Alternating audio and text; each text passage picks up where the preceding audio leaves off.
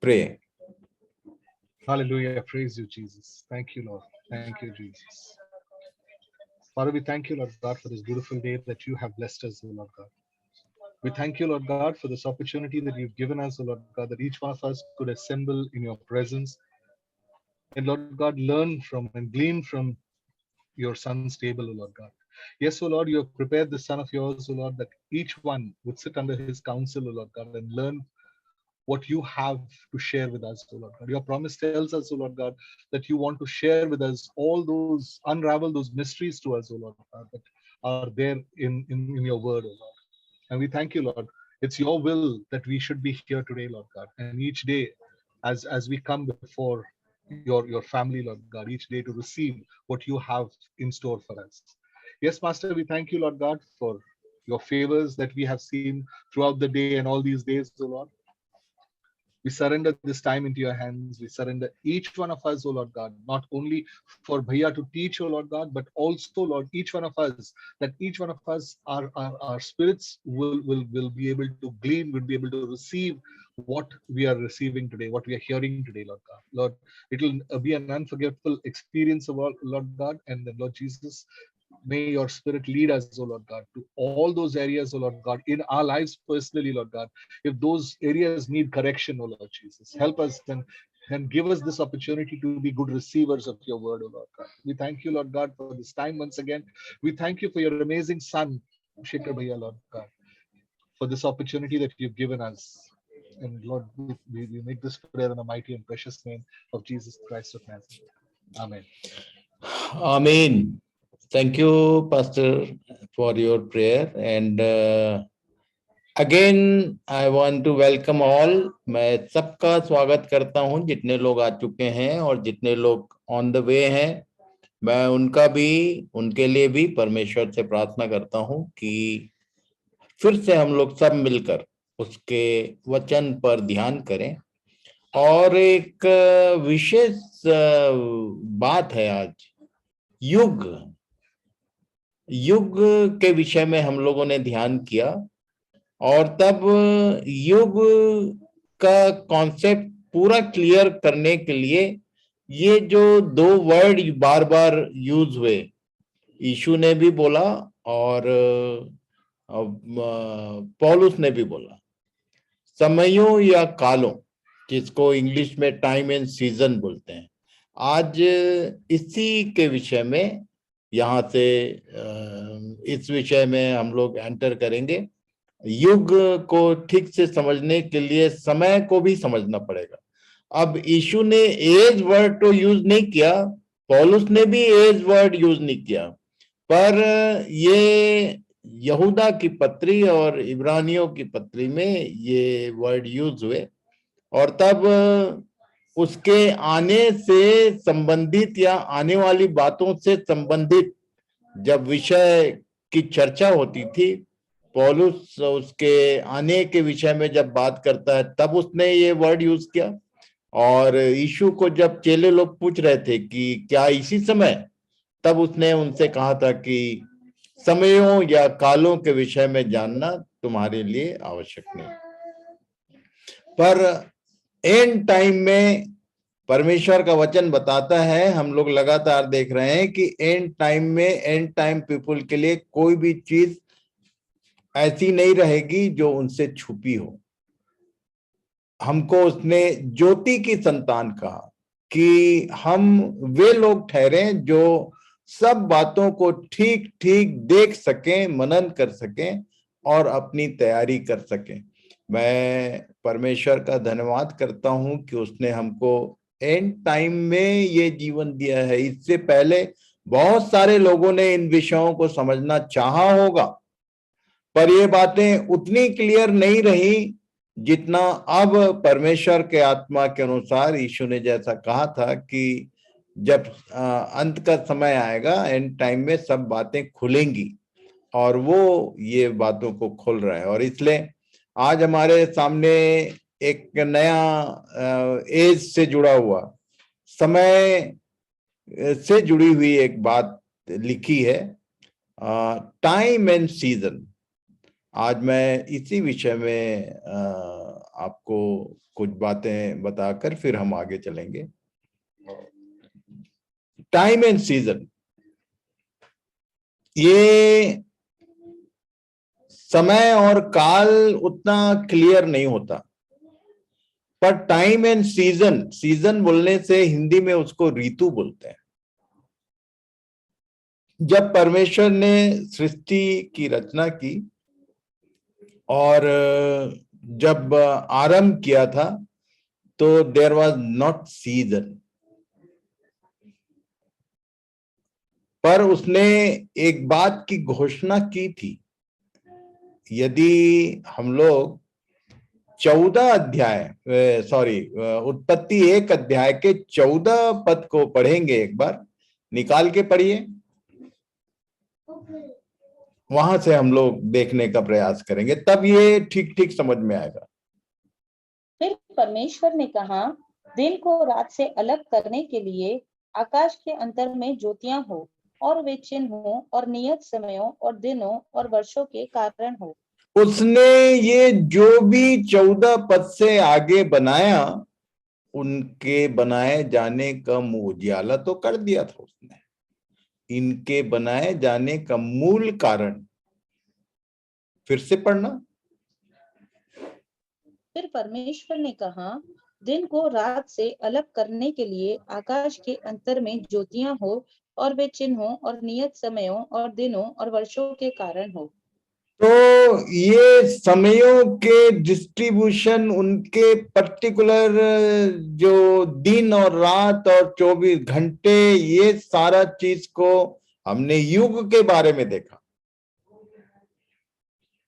कई कई 100 साल का एक युग, पर यहां ये जो सूर्य चांद तारे, जो भी ज्योतियां उसने बनाया था, उनके बनाए जाने का मूल कारण इधर लिखा हुआ है, इसलिए इसको समझना पड़ेगा।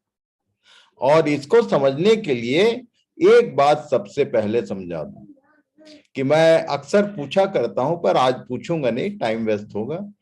केवल बता दूं कि मोटा मोटा, वैसे पढ़े लिखे लोग, कोई बोलता है 4 सीजन, कोई बोलता है 6 सीजन, और किसको किसको, पर जो बिल्कुल लोवेस्ट, जो पढ़े लिखे नहीं है, स्कूल नहीं गए, उनको भी मालूम है कि मुख्य रूप से 3 सीजन होते हैं।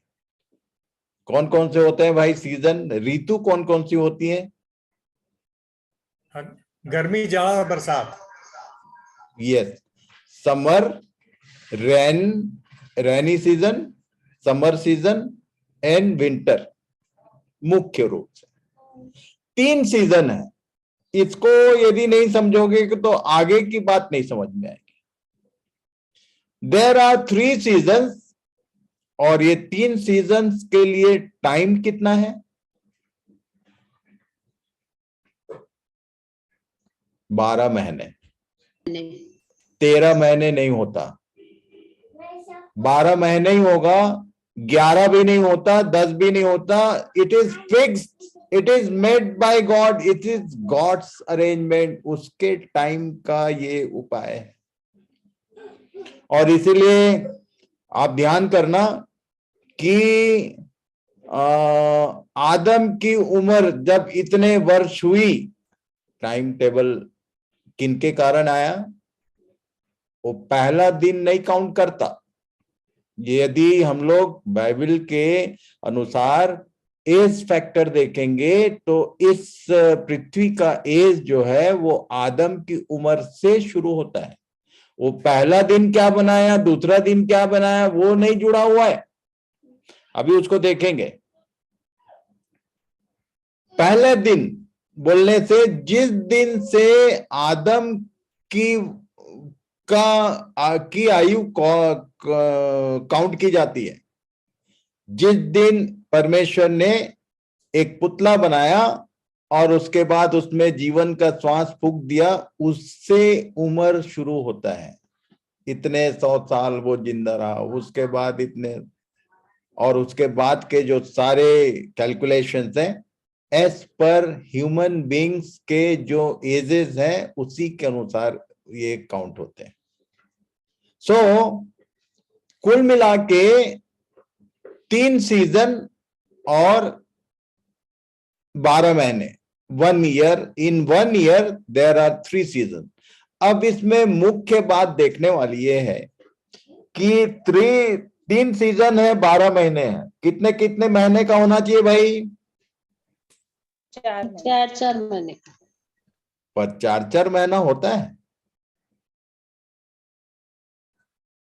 मुख्य बात यह है, यीशु ने यदि समय और काल बोला, टाइम एंड सीजन, तो इसमें मुख्य बात यहां से शुरू होता है जो हमारे विषय से जुड़ा हुआ है। सीजन्स बोलने से इवेंट्स, और टाइमिंग जो है दैट इज फिक्स्ड, ना कम होगा ना ज्यादा होगा, ना कम होगा ना ज्यादा होगा। इसका फुल कैलकुलेशन आज देखेंगे हम लोग। थोड़ा हिस्टोरिकल पार्ट के साथ साथ थोड़ा मैथमेटिकल पार्ट भी देखने वाले हैं।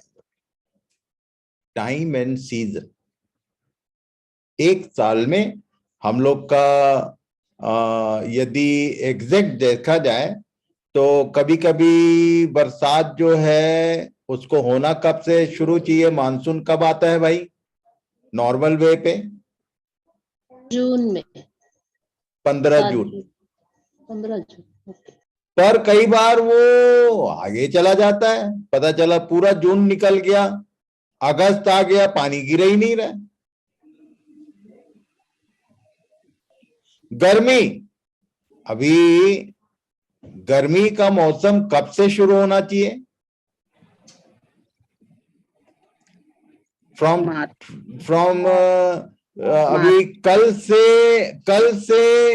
ये गर्मी ऐसी लगने लगी है जैसे कि गर्मी आई गई, और इस बार पता नहीं कितना टेम्परेचर जाने वाला है। अभी से गर्म इतना लग रहा है, पता नहीं आपके उधर कैसा सीजन है। ठंड अभी जुम्मा 1 हफ्ता हुआ नहीं और पूरा गर्म का माहौल बन गया है। अभी से दिन में, मेरे बताने का मतलब ये है कि ये जो सीजन है वो आगे पीछे होते रहते हैं, पर वो टलेगा नहीं। गर्मी को आना है मतलब आएगा, चाहे पहले आए चाहे बाद में। पानी बरसात को आना है मतलब आएगा, पर वो उसका टाइम टेबल आगे पीछे होते रहता है।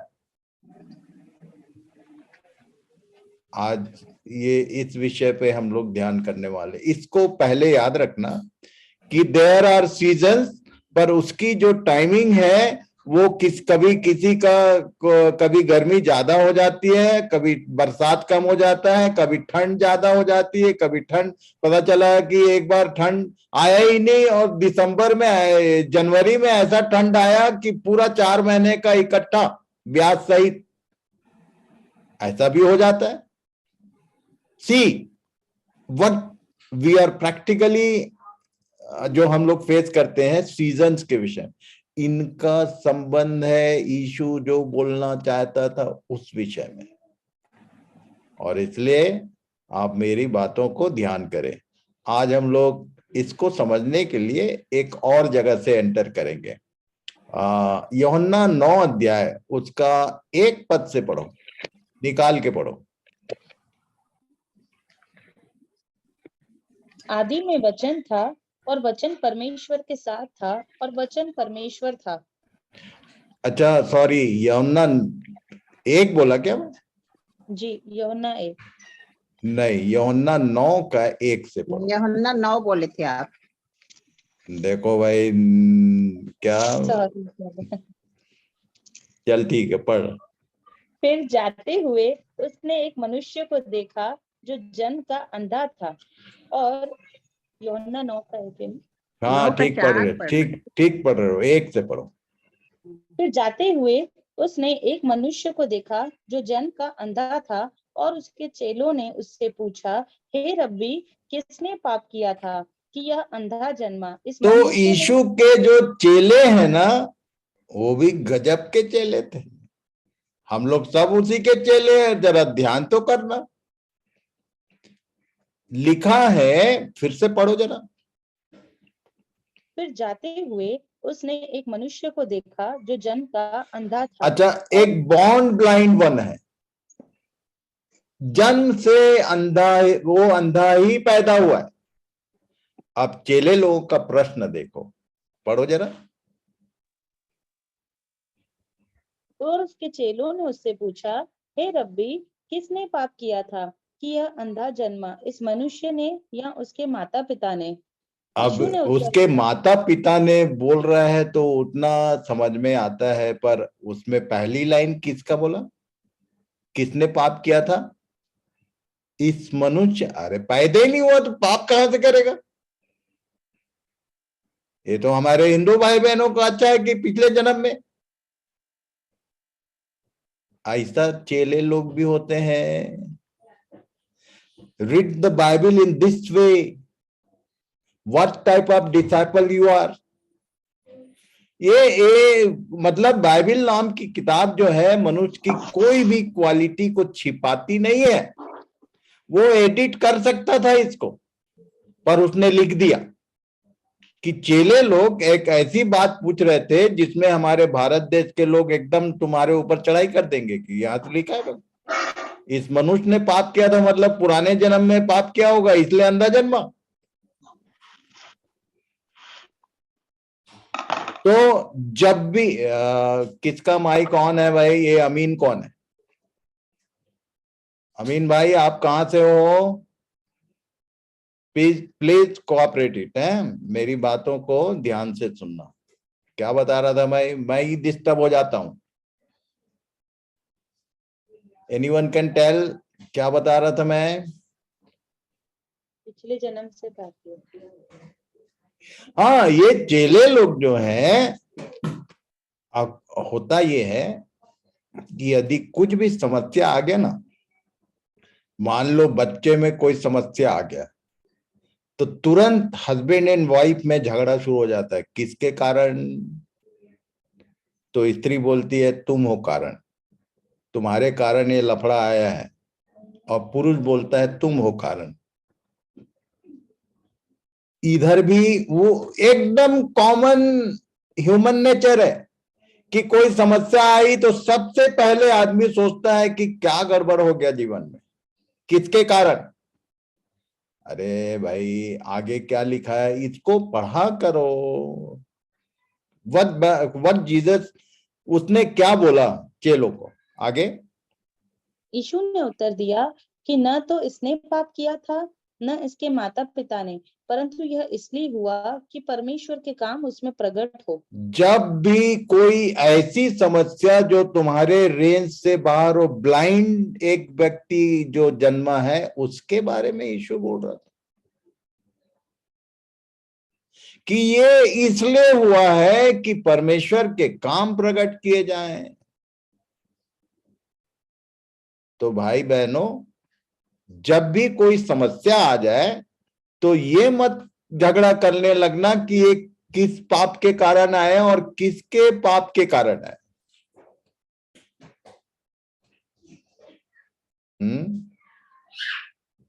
अब आगे क्या लिखा? जिसने मुझे भेजा है हमें उसके काम दिन ही दिन में करना अवश्य है। अब पूरे इस अध्याय को मैं पढ़ा तो इस लाइन का यहां कोई रोल नहीं है ना। उसने आगे उस को, वैसे बहुत मजेदार है 9 अध्याय को कल आनंद लेना बड़ा। मैं इसको बीच बीच में कभी कभी वो स्वर्गीय आनंद में जाना रहता है तो केवल पढ़ता हूं, इतना मजेदार इवेंट है। किसी को मोटा मोटा मालूम है क्या कि अंधे के साथ क्या हुआ था? मोटा मोटा ये पूरी बात मालूम है? 9 अध्याय लिखा है कि ड्रामेटिक वे पे यीशु ने इसकी आंखें खोल दी। अभी अंधा था तो किसी को कोई दिक्कत नहीं थी, पर जब देखने लगा ना तो जितने जितने जो धर्म के ठेकेदार लोग थे बोले कैसे इसका आंख खुला।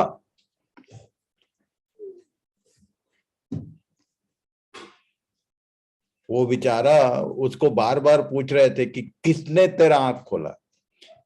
भाई अंधा, जब वो अंधा था, यीशु ने उसका आंख खोल दिया और चला गया। उसको बोला ये काम कर लेना, वो कर लिया और खुल गया उसका आंख। तो उसको मालूम नहीं था कि कौन वो आदमी है जिसने मेरा आंख खोला।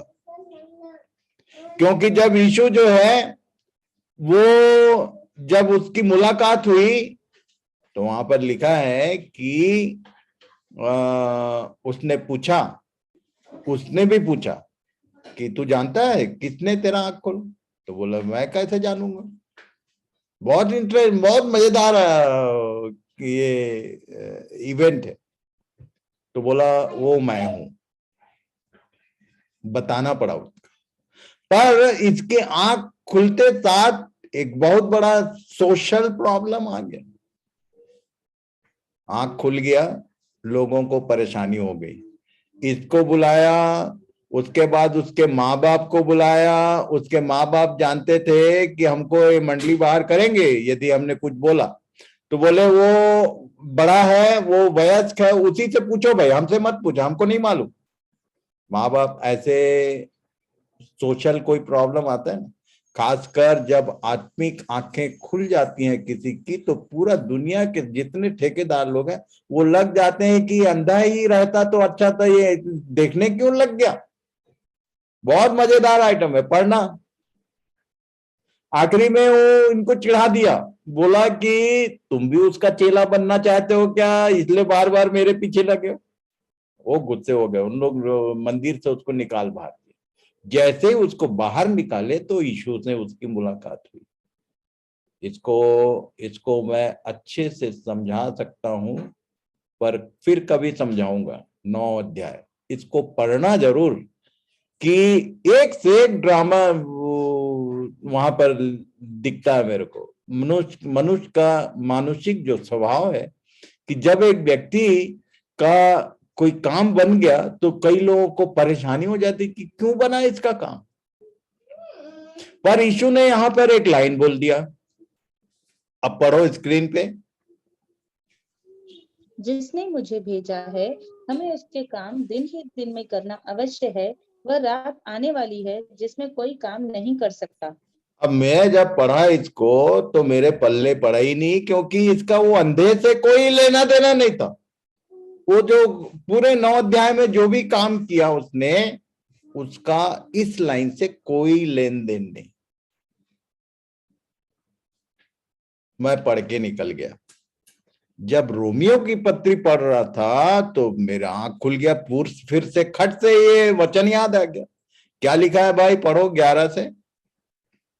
समय को पहचान कर ऐसा ही करो, इसलिए कि अब तुम्हारे लिए नींद से जाग उठने की घड़ी आ पहुंची है। हाँ, तो ये अब किसको बोल रहा है? वो चेले लोगों को नहीं बोल रहा है, अंधे को नहीं बोल रहा है, ये पौलुस लिख रहा है कलीसिया को। Now it is applicable to you also today. समय को, फिर से शब्द आया समय। हम लोग समय, युग, समय और दिन और रात यही देखने जा रहे हैं। समय को पहचानो।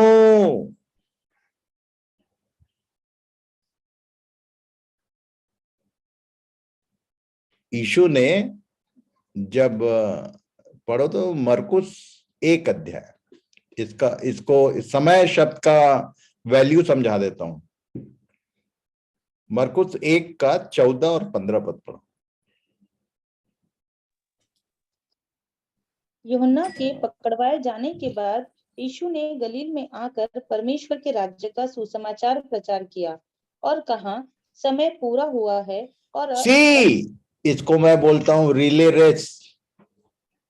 ये कौन सी दौड़ है जिसमें इनाम एक ही ले जाता है? दौड़ते तो सब है पर इनाम एक ही ले जाता है। मैं बोला जब इनाम एक ही ले जाएगा तो केवल पौलुस को छोड़ दूसरे को इनाम तो मिलना नहीं है, तो मैं क्यों दौड़ू भाई? एक दिन मैं ऐसा प्रार्थना कर लिया, प्रभु ने समझाया, बेटा दौड़ के बारे में पता है, ये रिले रेस है। शुरू किया था किसने? यूहन्ना ने। अब यूहन्ना गया, उसके बाद वो हर्डल बोलते हैं उसको, वो किसके हाथ में है? यीशु के हाथ में।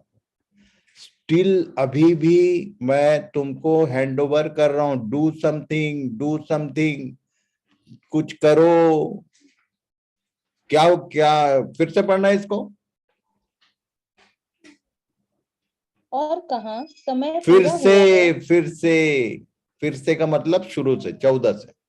यूहन्ना के पकड़वाए जाने के बाद यीशु ने तब गलील यूहन्ना पकड़वा दिया गया, उसका प्रचार बंद हो गया, वो जेल में डाल दिया गया। तब क्या लिखा है? यीशु यीशु ने गलील में आकर परमेश्वर के राज्य का सुसमाचार प्रचार किया और कहा समय पूरा हुआ है और परमेश्वर का राज्य निकट आ गया है। मन फिराओ और वहां से उसने समय को काउंट किया, समय पूरा हुआ है, समय पूरा हुआ है। और परमेश्वर का राज्य निकट आ गया है। मन तुम फिराओ लोगों और को समझ में आ रहा है कि नहीं? ये लाइन उसने मरकुस रचित सुसमाचार से बोलना शुरू किया था। अभी भी वही लाइन मैं पढ़वा रहा हूं। समय पूरा हुआ है, कब थर्ड वर्ल्ड वार होगा और कब लड़ाई, तो वो बोल के गया। जब ये सब को होते देखो तो अपने सिर ऊपर उठा लेना। पता नहीं कितने लोग जो हैं, कौन मारा जाएगा, कौन वर्ल्ड पावर बनेगा, केवल यहीं तक। अरे जब ये सब होते देखो तो अपने सिर उधर करना, समय को पहचान कर। समय पूरा हुआ है। देखो, मैं तो बोलता हूं किसी को भी सुसमाचार सुनाना है ना, तो do you know what is going on, यहां से शुरू करो। क्या चल रहा है दुनिया में भाई? ये क्यों चल रहा है? क्योंकि हमारे प्रभु ने पहले ही बता दिया है, एंड टाइम आने के पहले, इस पृथ्वी के आग से जलाए जाने के पहले लड़ाइयां होंगी और भूकंप आएगा और क्या क्या होगा, सब तो बोल के गया। वो कौन विश्वासी है यहां पर? अब इधर स्क्रीन पे आ जाओ।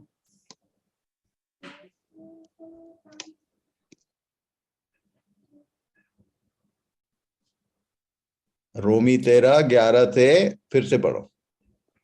समय को पहचान कर ऐसा ही करो, इसलिए कि अब तुम्हारे लिए नींद से जाग उठने की घड़ी आ पहुंची है, क्योंकि जिस समय हमने विश्वास किया था उस समय के विचार से अब हमारा उद्धार निकट है। रात बहुत विश्वास किया था कभी? किसी ने 5 साल पहले, किसी ने 4 महीने पहले, किसी ने 40 साल पहले, किसी ने पता नहीं कब कब। जिस समय हमने विश्वास किया था उस समय के विचार से अब हमारा उद्धार निकट है। मतलब उद्धार बोलने से ये वाला उद्धार पापों की क्षमा और छुटकारा का बात नहीं है। इस पृथ्वी पर से, इस पृथ्वी के सिस्टम से बाहर जाने का समय आ गया है। क्यों? आगे पढ़ो भाई। रात बहुत बीत गई है और दिन निकलने पर है। ये रात बहुत बीत गई है और दिन निकलने पर है। वो यीशु बोलता था हमको दिन ही दिन में काम करना अवश्य है, वो रात आने वाली है। वो बोला रात आने वाली है, और ये पौलुस बोल रहा है कि रात बहुत बीत गया। Just opposite what he want to say. इसलिए हम अंधकार के कामों को कुछ टच कर ज्योति के हथियार बांध ले। भलाई इसी में है। This is the time. अब ये रात और दिन का क्या चक्कर है भाई?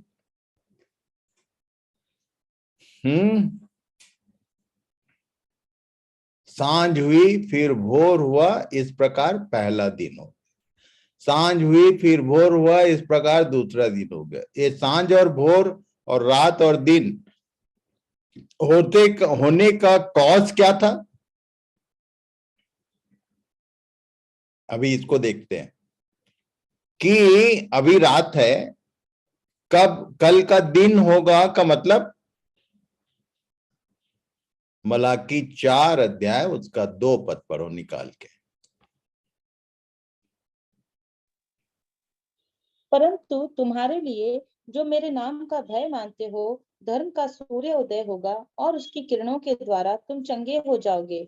और तुम तब निकल ये लास्ट प्रोफेसी थी, 4 अध्याय का 2 और 6 पद में खत्म हो गया हूं।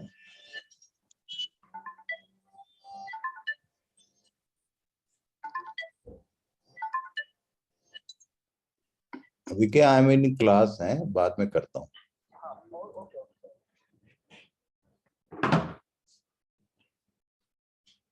क्या बता रहा था भाई? Last prophecy.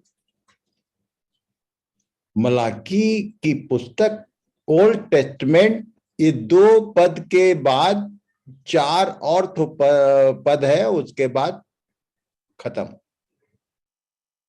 जब मत्ती रचित नया नियम शुरू होता है तो ये वाली बात जो कही गई थी वो उसकी शुरुआत होती है।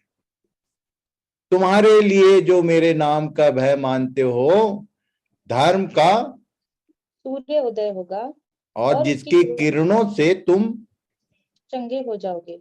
मालूम है, और तुम धर्म का सूर्य, who is the son of righteousness. यीशु पैदा हुआ, उसने काम शुरू किया और चंगे होने लगे लोग, कूद फांद करने लगे, अपना अपना खाट उठा और चल फिर बोलता था।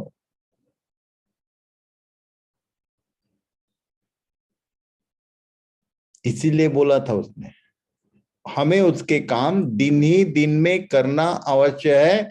वो रात आने वाली है, तो दिन और रात का जो कहानी है इसको समझ लो। क्या है वो? तो वो जो 7 दिन का जो कहानी है वो अभी बताने वाला हूं मैं। दैट वाज नॉट द, ये जो दिन रात होता है उसके बारे में नहीं बोला हूं।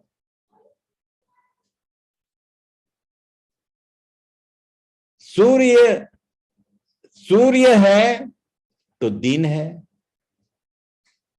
सूर्यास्त हो गया तो रात आती है। और मालूम है, ये जो यीशु नाम का धर्म का सूर्य था, ये कहां उदय हुआ भाई? कब हुआ? एनीवन? कृति बताओ।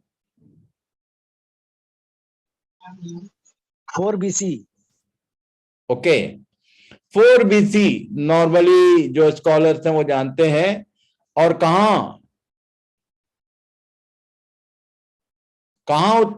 कहां जन्म लिया?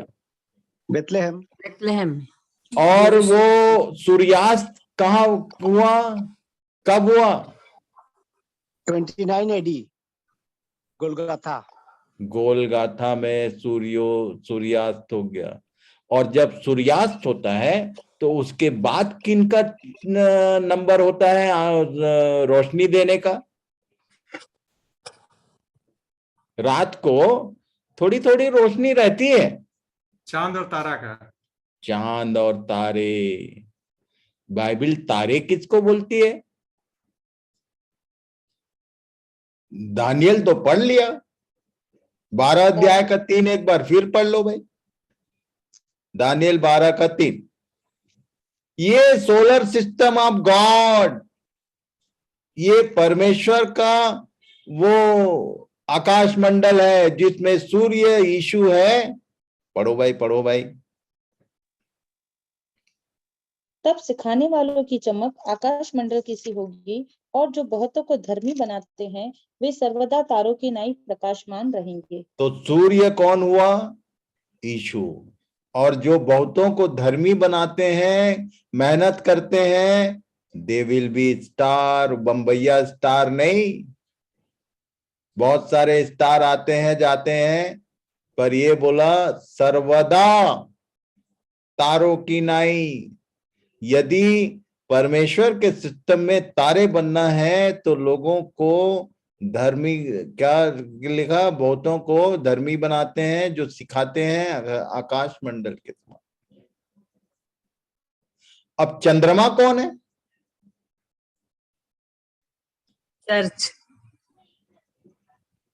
चर्च है। अब कैसे है ये खोजना पड़ेगा भाई, आज नहीं बताऊंगा, इसको फिर कभी देखेंगे।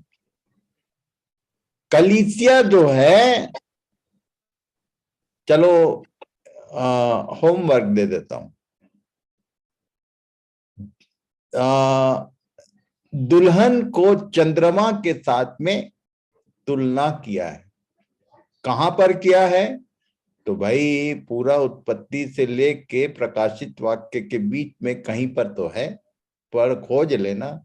लिखित में है, बिना लिखित में कोई बात मैं बोलता ही नहीं हूं। जो लिखा है उससे बाहर का कोई बात अपने मन से बोलता नहीं। वो चंद्रमा के समान ऐसा कहा गया है दुल्हन को। होमवर्क नंबर 1, एक तो नहीं 2, 9 अध्याय को पढ़ लेना। वो पहला है, कल संडे है, और ये 2 को तो थोड़ा टाइम लगेगा क्योंकि पूरी बाइबल में खोजना है। चंद्रमा तो धर्म का, अच्छा रुको, सूर्य और चांद और तारे में क्या फर्क है?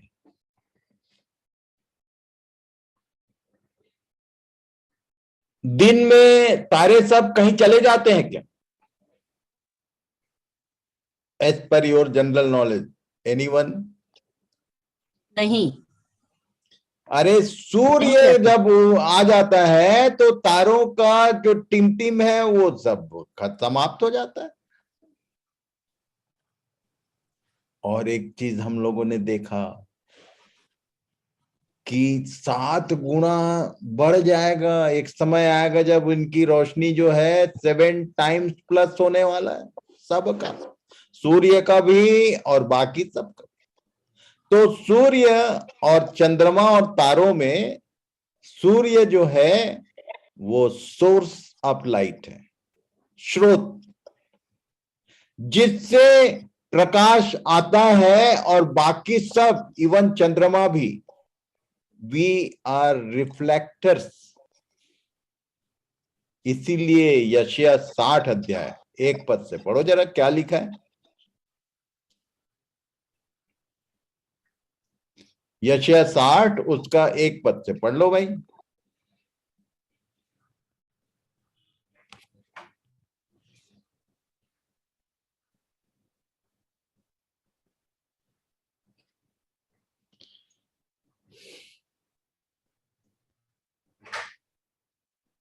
किसी को मिला नहीं क्या? सॉरी दादा, माइक म्यूट था, मैं पढ़ रही थी। पढ़ो। उठ प्रकाशमान हो, क्योंकि तेरा प्रकाश आ गया है और यहोवा का तेज तेरे ऊपर उदय हुआ है। देख, पृथ्वी पर तो अंधियारा और राज्य राज्य के लोगों पर घोर अंधकार छाया हुआ है, परंतु तेरे ऊपर यहोवा उदय होगा और उसका तेज तुझ पर प्रकट होगा। तब क्या होगा? रिजल्ट क्या होगा? और अन्य जातियां तेरे पास प्रकाश के लिए और राजा तेरे आरोहण के प्रताप की ओर आएंगे। तुझको जाना नहीं पड़ेगा, they will come to you. अभी समस्या ये है कि हम जाते भी हैं तो पता चला, फिर से पढ़ना जरा। उठ प्रकाशमान हो, क्योंकि उठ बोल रहा है, पहले तो तुम उठो। जहां जहां भी बैठे हो, जहां जहां भी पड़े हो, राइज बोलता है, उठ और प्रकाशमान हो। उठोगे तो वो बोल रहा है कि तेरे अंदर कोई जो प्रकाश नहीं है, पर तुझ में, तेरे ऊपर उसका तेज प्रकट होगा। जैसे सूर्य की रोशनी जब पड़ती है किसी भी प्लेनेट पर तो वो हमको तारे जैसे टिमटिम करते दिखते हैं। और रात में भी जब चांदनी होती है तो आराम से आदमी, मैंने कई बार देखा है कि रात में भी यदि चांदनी रात है तो you can drive your vehicle.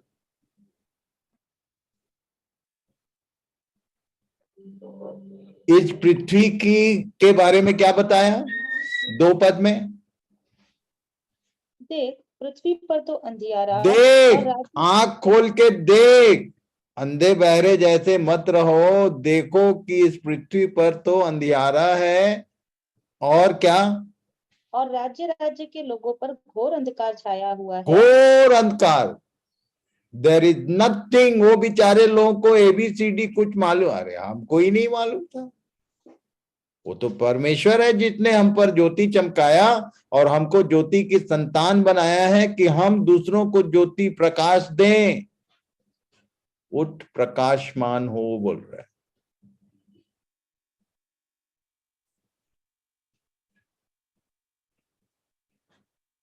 अब ये सोलर सिस्टम का बात समाप्त करें। रात बहुत बीत गई है और दिन निकलने पर है का मतलब वो जो सूर्य उदय हुआ था और चला गया, again he is going to come. जब वो आएगा तो फिर दिन हो जाए। तो एक मोटी मोटी बात बता देता हूं, क्या उसके काम करने के समय को दिन बोलते हैं और शैतान के कार्यकाल को रात बोलते हैं। यीशु ने बोला था 14 अध्याय का 30 पद पढ़ो जरा।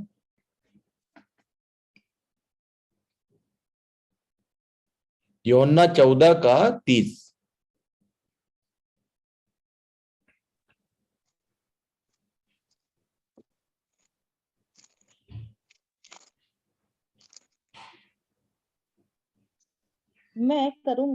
मैं अब से तुम्हारे साथ और बहुत बातें न करूंगा, क्योंकि इस संसार का सरदार आता है और मुझ में उसका कुछ नहीं।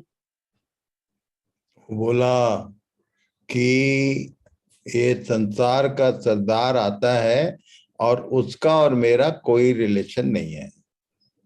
Prince of the world, ruler of the world, जिसको पौलुस इस संसार का ईश्वर बोलता है। रात का समय उसका होता है। यीशु के काम करने के समय को दिन बोलते हैं। और तब ये रात्रिकालीन जब शैतान फुल फ्लेश एक्शन में है, तब उसने हमको बोला है उठ प्रकाशमान हो। अभी एक चीज और बता दूं मैं, ये ग्रहण सुना होगा आपने, ग्रहण। जी, एनीवन कैन टेल ग्रहण क्या होता है? सूर्य ग्रहण, चंद्र ग्रहण, क्या क्या होता है ना। ये ग्रहण कब होता है? जब भी सूर्य और चंद्रमा के बीच में यदि पृथ्वी आ जाए, तुम्हारे और प्रभु के बीच में यदि संसार आ जाए, हाँ तो ग्रहण लग जाता है। एक काला सा धब्बा दिखाई देगा, नो चांस, इवन प्रकाश जो है वो फेड हो जाता है। आप ध्यान रखो कि आपका डायरेक्ट कनेक्शन उसके साथ है कि बीच में कोई और है। यदि इवन मैं एक बात बता दूं भाई, बहुत सीधी साफ सुथरी और सरल भाषा में बात करता हूं, इवन तुमने यदि मुझको उसके और अपने बीच में रखा तो भी तुम्हारा प्रकाश फेड होगा। किसी भी व्यक्ति को कि कोई भी चीज उसके और तुम्हारे बीच में नहीं आना चाहिए, नहीं तो ग्रहण लग जाएगा।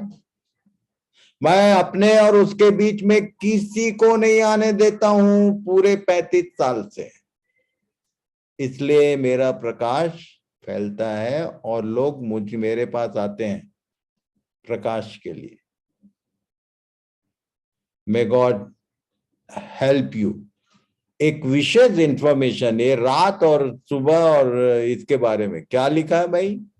यशायाह 21 उसके 11 और 12। दुमा के विषय भारी वचन, सेईर में से कोई मुझे पुकार रहा है, हे पहरुए रात का क्या समाचार है, हे पहरुए रात की क्या खबर है। अच्छा, पहरुआ कौन है भाई? वॉचमैन कौन है? मैंने तो बताया उस दिन, हे मनुष्य की संतान, मैंने तुझे पहरुआ नियुक्त किया है। Every believer is a watchman. Watch and pray, watch and pray बोलता है। तुम जागते रहो, ये कौन बोलता है रात को? तो आजकल जागते रहो नहीं बोलते, सीटी बजाते हैं वॉचमैन लोग। शेर में से कोई पुकार रहा है, हे, क्या लिखा है, हे पहरवे, रात की क्या खबर है? तो रात की क्या पहरवे का आंसर क्या है? बड़ा मजेदार आंसर। पहरुए ने कहा,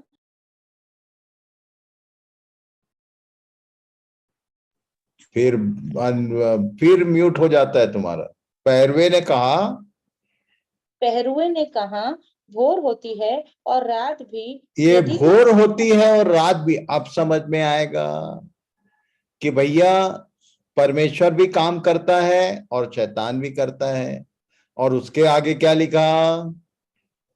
यदि तुम पूछना चाहते हो तो पूछो, फिर लौट कर आना। मतलब फाइनल को पूछने के लिए फिर आना, पूछते रहना कि रात भी हो रही है और भोर भी हो रहा है, भोर भी हो रहा है, रात भी हो रहा है। परमेश्वर भी काम कर रहा है, शैतान का काम भी बीच बीच में हो जाता है। कई बार कई लोग सोचते हैं कि अब परमेश्वर ने काम कर दिया, अब डैम केयर, कोई शैतान मेरा कुछ नहीं कर सकता। 2 मिनट लगता है चारों खाने चित करने में उसको। विश्वासी लोग चारों खाने चित रहते हैं।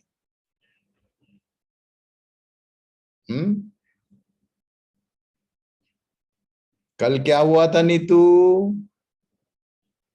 आई नो वेरी वेल।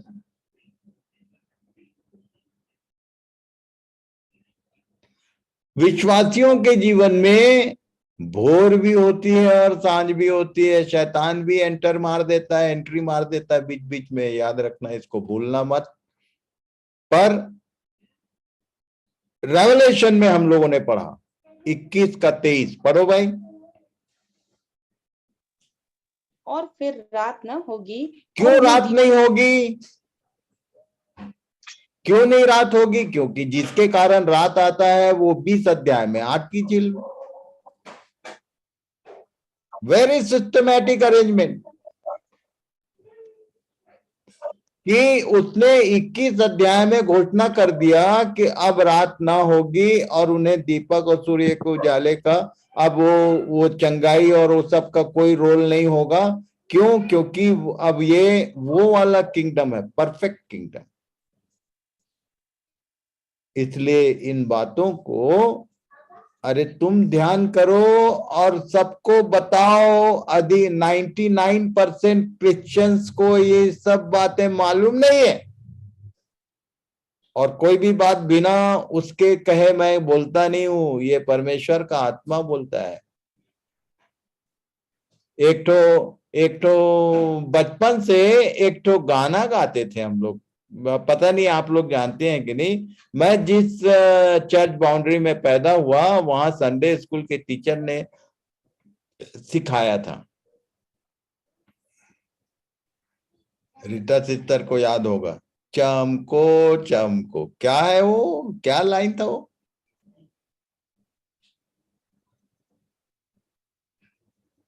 चमको चमको चारों ओर में, चारों ओर तुम चमको।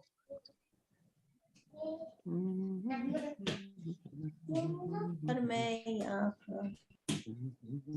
और किसी को याद है पूरा लाइन? रजनी,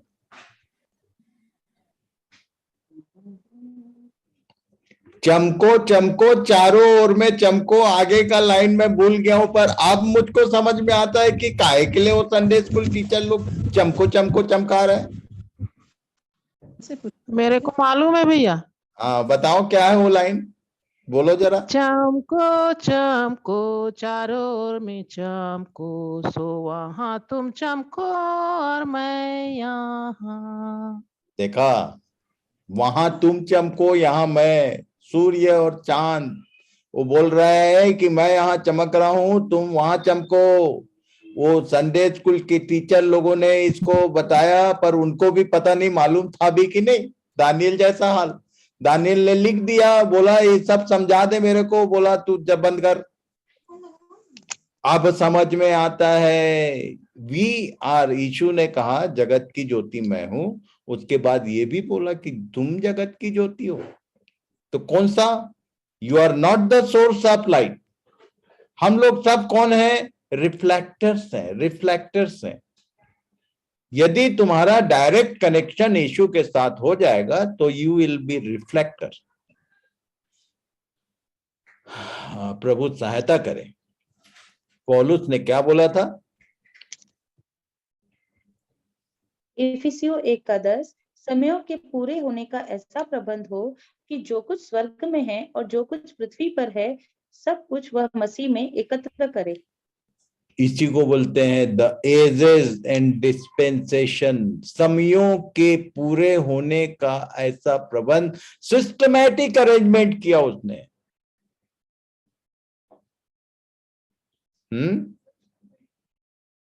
जो भी हम लोगों ने अध्ययन किया, मैं कल बता रहा था शायद कि God is a God of well planning, well arrangement. उसके काम करने का सिस्टम जो है वो he is a very systematic personality. और हमको भी उसने बुलाया ही इसलिए है, पद दिया है कि हम उसके गुण प्रकट करें। Be systematic one. सब काम सिस्टम से करना सीखो, अभी भी मौका है, बिगड़ा नहीं है। अच्छा, एक विशेष जानकारी देता हूं। पहले इन्फेंट एज कितना तक होता था भाई? 5 साल, 6 से 12 बालकपन। शिशु अवस्था 5 तक। अभी घट गया हो, अभी 3 हो गया है। तो आत्मिक जीवन भी, आत्मिक जीवन का शारीरिक जीवन एकदम प्रैक्टिकली वो मॉडल है। तुम भी बहुत कम समय में मैच्योर हो सकते हो। अब वो लंबा समय नहीं चाहिए, बिकॉज टाइम इज नियर। अब ज्यादा समय नहीं है कि किसी को भी परमेश्वर मैच्योर कर सकता है। तुम्हारे सबमिशन के ऊपर सब डिपेंड करता है, कितना जल्दी तुम तैयार हो इन सब बातों के लिए। परमेश्वर के लिए लिखा है, कहां लिखा है भाई? कौन बताएगा? जब मैं काम करना चाहूं तो कौन मुझे रोक सकेगा? कहां लिखा? कोई बताएगा? यशाया में लिखा है, लेकिन रेफरेंस नहीं मालूम। 43 अध्याय पढ़ लेना। ओके, यशाया, जब मैं काम करना चाहूं तो कौन मुझे रोकेगा? जब वो एक्शन में आ जाएगा तो तुमको एक ही दिन में, मेरे को 35 साल में जो उसने बनाया है, तुमको उसके लिए कोई चीज कठिन नहीं है। यीशु ने बोला था, एक विचित्र बात बोला था जिसको मैं अभी अनुभव करता हूं। वो बोला था, तुम मुझसे भी बड़े बड़े काम करोगे। कभी इसके बारे में सोचा? तुम मुझसे भी बड़े बड़े काम करोगे। उस समय उन लोग पैदल घूमते थे 70 माइल्स अराउंड। गलील की झील के चारों तरफ घूम घूम के उन्होंने सुसमाचार प्रचार किया। उसका मुख्य काम प्रचार करना नहीं था, वो इस पृथ्वी पर लहू बहाने आया था, मरने आया था, कि उसके बलिदान के द्वारा छुटकारे का उपाय किया जाए।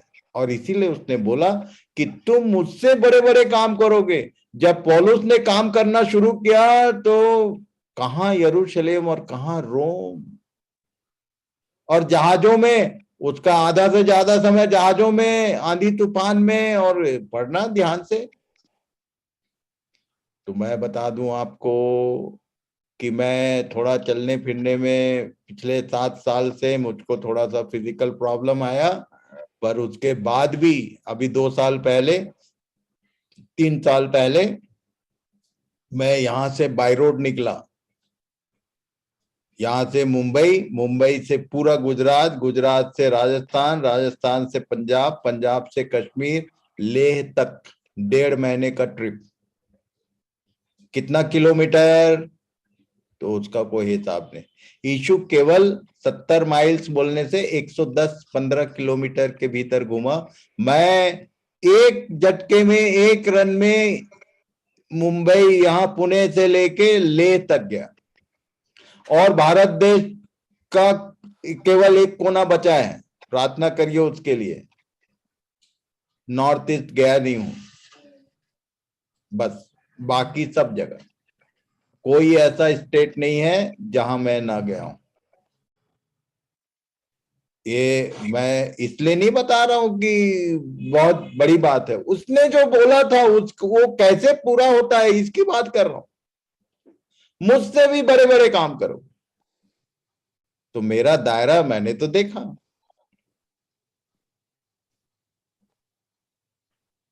एक दायरा तो मेरा बड़ा है, वो 70 माइल्स में घूमता था, मैं पूरे लगभग 2800 किलोमीटर, मैंने बताया था वो कश्मीर से एयर डिस्टेंस, और बाई रोड तो और लंबा होता है। ये it is possible for you all also, समयों के पूरे होने का ऐसा प्रबंध हो, और वो समयों के प्रबंध के भीतर ही हैं हम, द एजेस एंड डिस्पेंसेशन, ये देख रहे हैं हम लोग।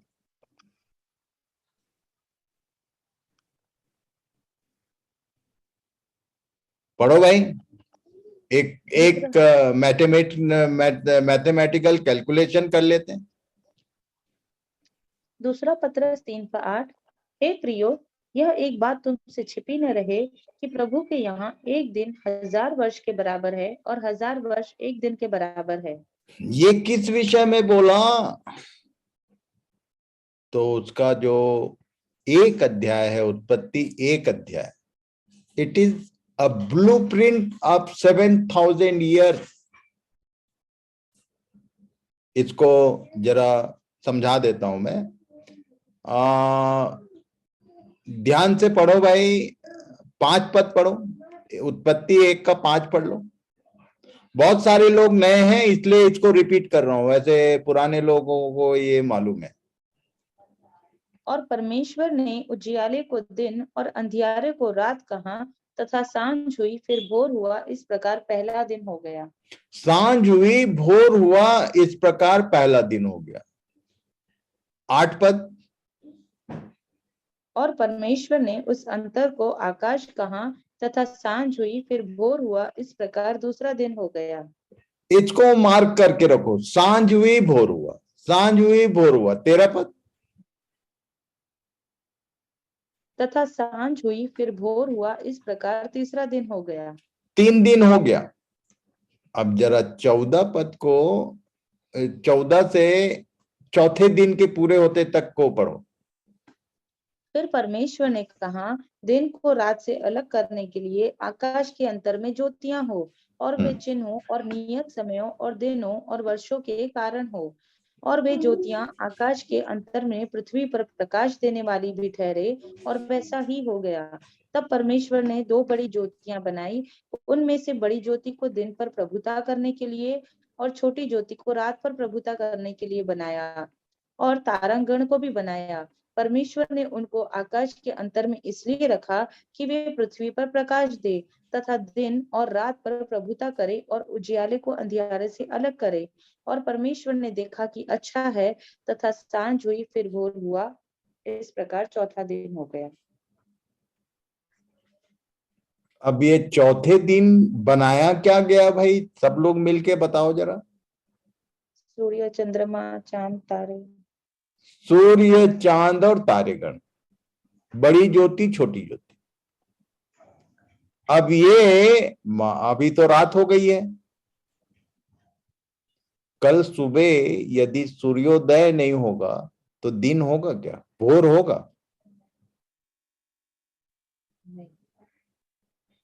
3 times without sun and moon, 3 times evening and morning, evening and morning.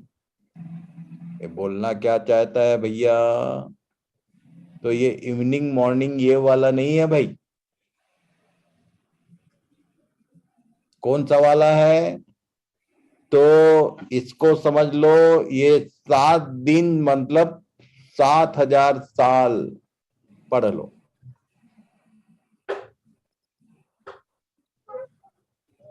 7,000 years of human history in 5 ages, 2 Peter 3:8. One day is equal to 1,000 years. Okay, this is the formula to apply. आदम से लेके, और पूरा मैंने calculate किया, आदम से लेके हनोक तक कितना, पढ़ो भाई ग्लोब में। अच्छा दिखाई नहीं दे रहा होगा, हाई नहीं दे रहा मामा। 1000 years. 1,000 years. ओके, किसी के पास लैपटॉप में हो तो दिखाई देगा।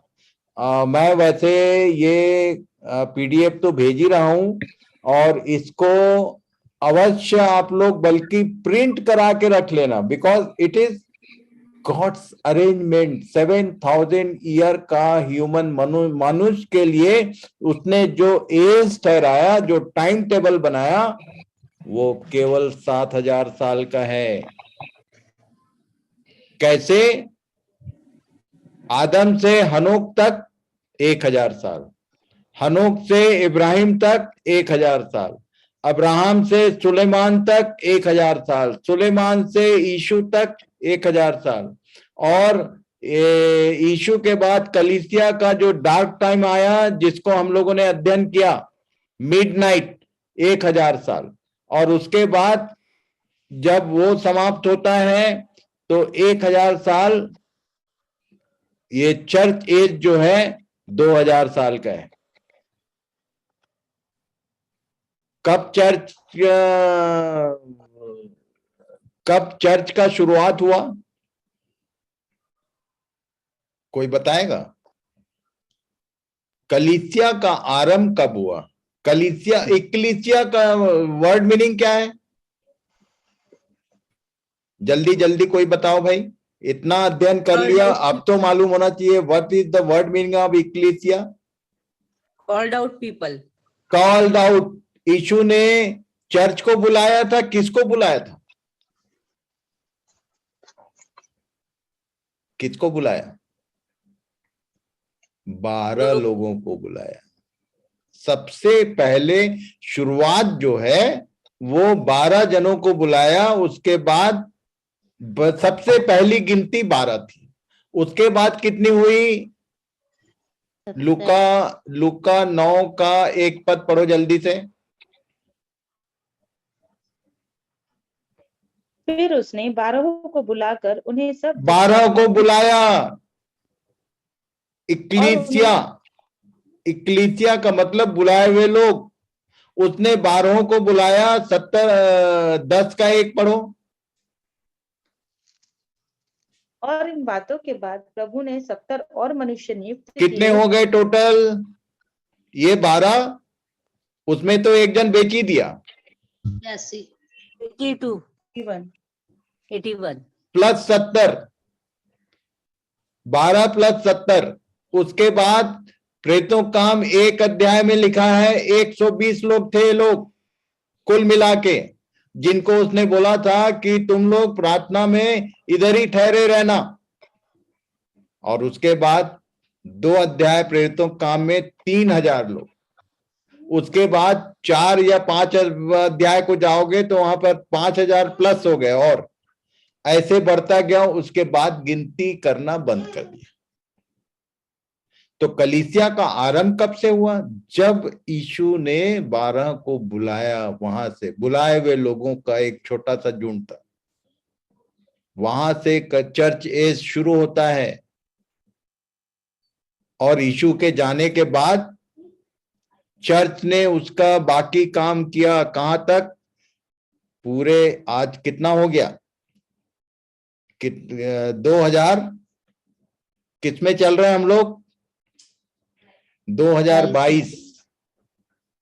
2000 साल क्रॉस कर चुका। 22 साल एक्स्ट्रा है। उसको भी यदि ठीक से देखेंगे तो वो काहे का है? 22 साल एक्स्ट्रा क्यों हुआ? ये परमेश्वर ने बोला था 400 साल तक तेरे लोग बंधन में रहेंगे, पर उन लोग कब छुड़ाए गए? 430 साल बाद। ये सब बातों को याद रखना। कुछ भी नहीं करता परमेश्वर बिना अपना मर्म प्रकट किए, वो कभी कोई काम नहीं करता। सब पहले से बताता है। और तब 2000 वर्ष यीशु के बाद ये चर्चेज है, उसके बाद लास्टली मिलेनियम ईयर, उसके बाद ह्यूमन हिस्ट्री खत्म। उसके बाद जो होंगे 21 और 22 वो नॉर्मल ह्यूमन नहीं होंगे, वो सब बदले हुए लोग होंगे जो 21 अध्याय में आ रहे हैं, जिनके पास ये यहां वाली बॉडी नहीं होगी, फिगर होगा पर बॉडी नहीं होगी, और वो जीवन ओमेगा, वहां से 21 अध्याय ओमेगा शुरू होता है। पता नहीं कितने लोग इस बात को ठीक से समझने का प्रयास कर रहे हैं। ठीक से समझो और समझाओ। The day is near.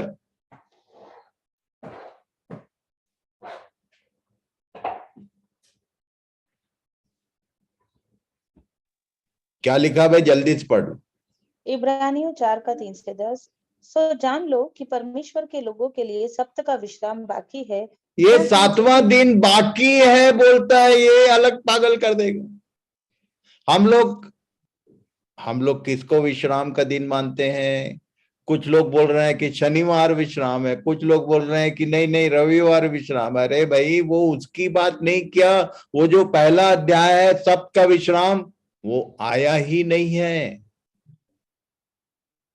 कैसे? पढ़ो भाई। सो जान लो कि परमेश्वर के लोगों के लिए, इसको पूरा पढ़ लेना 4 अध्याय। यदि विश्राम जिसको बोलते हैं सप्त का विश्राम, सब्बत के विषय में ठीक ठीक समझना है तो 3 और 4 चैप्टर ऑफ हिब्रू, दोनों चैप्टर को पढ़ना जरूर, उसमें समझ में आएगा। तो यहां बोला सप्त का विश्राम बाकी है, क्योंकि जिसने उसके विश्राम में प्रवेश किया है उसने भी परमेश्वर की नहीं अपने कामों को पूरा करके विश्राम किया है। 1000 वर्षीय राज्य में यदि जाना है, 7वें दिन में एंट्री करना चाहते हो तो अपने अपने कामों को पूरा कर लो। कौन सा काम?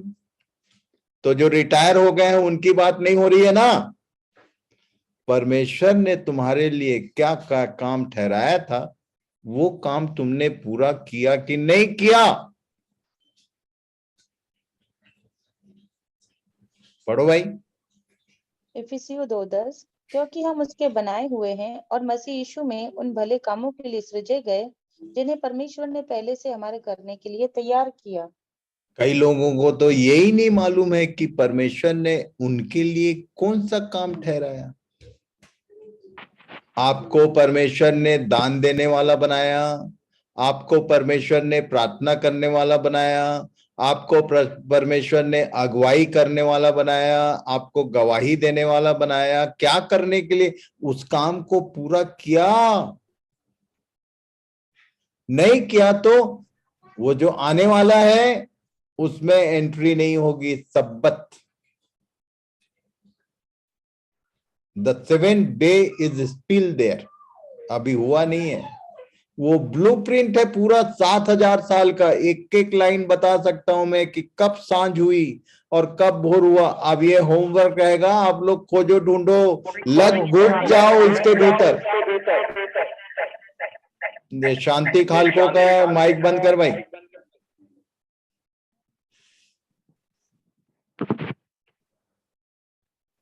शांति खालको का म्यूट करो। अभिनव तुम ध्यान रखा करो यार।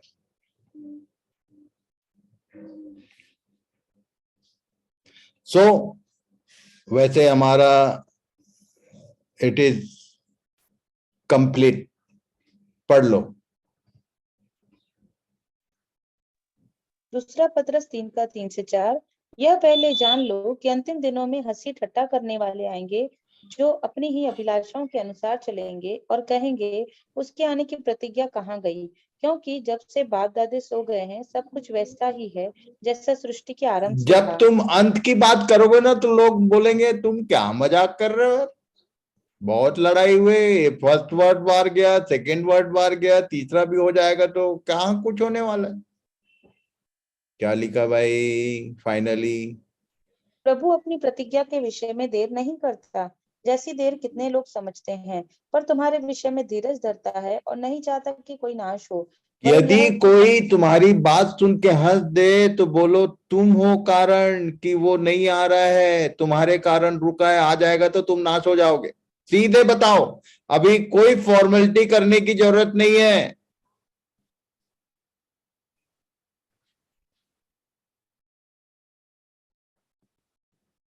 Don't be formal with people. जो तुम्हारे कलीग्स हैं उनको सीधे बताओ, अभी कोई भूमिका बांधने की जरूरत नहीं, नहीं तो वो जिसके ऊपर लिए तुम भूमिका की बात करो वो बेचारा नाश हो जाएगा। और इसलिए प्रभु सहायता करे कि इन बातों की गंभीरता को ठीक ठीक समझो, ठीक ठीक जानो कि ये बातें क्यों बताई जा रही हैं। पहले से ये बातें हमको मालूम होनी चाहिए, और ये केवल इसलिए है कि तुम अपने लोगों की चिंता कर सको, अपने लोगों को ये सारी बातें बता सको।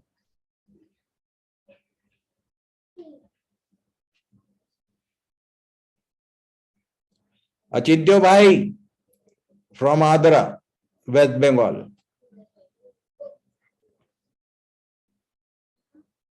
अचिंत्यो Gorai, are you listening me? हाँ, थैंक यू। हाँ, प्रार्थना कीजिए भैया। बांग्ला में? हाँ हाँ, यस।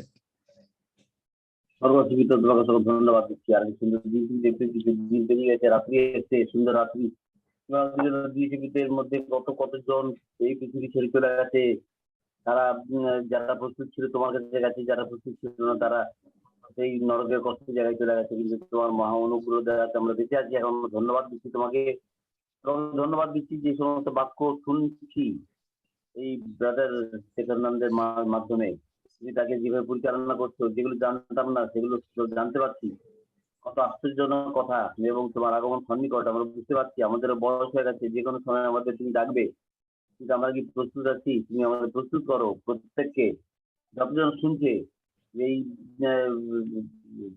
মোবাইলের মাধ্যমে, তুমি প্রত্যেকে তুমি আশীর্বাদ করো যেন সকলে প্রস্তুত হয়, আমরাও প্রস্তুত হই, যেন তোমার কাছে সকলে জিততে পারি স্বর্গরাজ্যে। তুমি প্রত্যেকে আশীর্বাদ করো। এখন পর্যন্ত তুমি আমাদের রক্ষা করে আসছো, ধন্যবাদ দিচ্ছি প্রভু যিশু। এবং প্রত্যেকের সমাধান আর যেন আমরা সবাই স্বর্গে যেতে পারি, সেইখানে যেখানে তুমি আসো, তুমি সেটাই চাও। আর দিন সন্নিকট আমরা যেন প্রস্তুত এই ক্ষুদ্র প্রার্থনা প্রভু চাই। Amen. Amen. Thank you very much, Achintya bhai. God bless you and God bless you all. सारे लोगों को प्रभु आशीष दे, और इन बातों को मनन कीजिए, ध्यान कीजिए, प्रभु में आनंदित रहिए। सोमवार को फिर से हम लोग इकट्ठे होंगे। शुभ रात्रि, शालोम।